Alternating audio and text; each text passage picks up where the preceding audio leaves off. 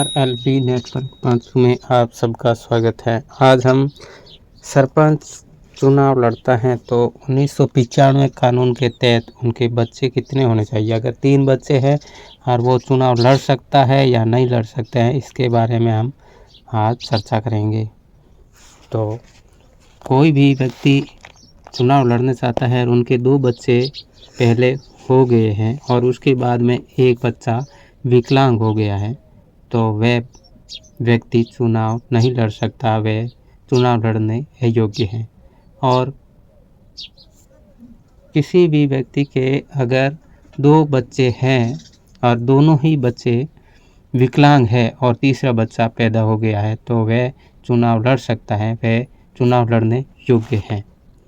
एक दूसरा कानून है कि 23 अप्रैल 1994 में जब एक्ट बना, 23 अप्रैल 1994 में एक्ट बना, उसके बाद से लेकर 23 नवंबर 1995 के बीच में किसी के भी कोई बच्चा पैदा हो गया है तो वह भी चुनाव लड़ सकता है, क्योंकि जब तक कानून लागू हुआ उससे बीच में हुआ, इसलिए वो चुनाव लड़ सकता है।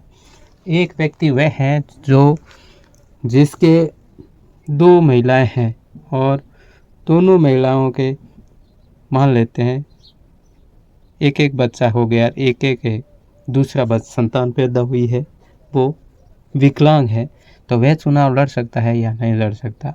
तो वह चुनाव नहीं लड़ सकता है, क्योंकि उसने दूसरा बच्चा, जो तीसरा बच्चा पैदा हुआ, वह विकलांग है, लेकिन उस पर पाबंद लगा सकता था।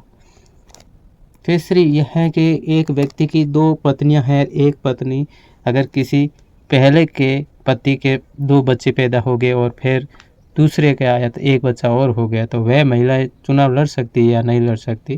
तो वह महिलाएं चुनाव नहीं लड़ सकती, क्योंकि उस महिला की कोख से 3 बच्चे पैदा हुए हैं, वे भी विकलांग वगैरह नहीं हैं। अगर इस तरह से कोई 2 बच्चे एक साथ में हो जाए, यानी बेले के या जुड़वे, तो वह चुनाव लड़ सकती थी, इसलिए वह चुनाव नहीं लड़ सकती थी।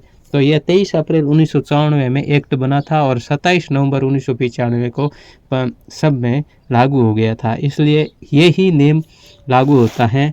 आप जो नए आने वाले में नए व्यक्ति सरपंच का चुनाव लड़ने चाहते हैं तो उनके लिए यह प्रावधान है बच्चों से संबंधित। तो हमारा वीडियो को आप ज़रूर देखें और नए सरपंच बनने में इच्छुक है उन भाइयों के साथ हमारा वीडियो को शेयर करें। इसी के साथ जय हिंद, जय भारत।